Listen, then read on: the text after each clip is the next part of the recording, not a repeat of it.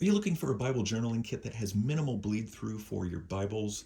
I've tested on 3 different Bibles with different types of paper with the markers and the pens in this kit, as well as a Sharpie and a permanent marker, an orange permanent marker. And we're going to look at the differences between these in each of these Bibles. Included in this Blieve journaling kit, you get the 5 highlighters, 5 pens, 3 pencils, 6 colored pencils, a sharpener, and 4 stencils for that journaling art. So the first one, which has a little bit thicker paper, so you can see the highlighters from the Blieve Bible kit, and then the pens from that kit, and then this is the regular highlighter that I used, as well as the Sharpie.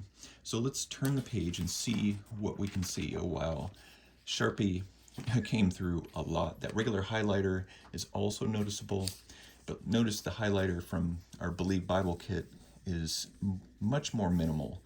There is the evidence of the circles, but that's because of the pressing of the ballpoint on the page. You're seeing a lot of the impression of that, but some of the color has come through.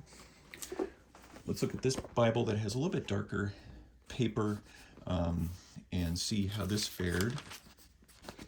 Yeah, you can really see that Sharpie come through. That regular highlighter is a little more evident here. There are hints of the highlighters from the Blieve Bible journaling kit, but not too bad. The circles, again, because of that ballpoint feature. And then let's look at this one. This has the thinnest paper of the 3 Bibles. And if we turn the page, we can see the highlighter, or the Sharpie. We can see the highlighter. We can see evidence of the highlighters from this Blieve Bible kit.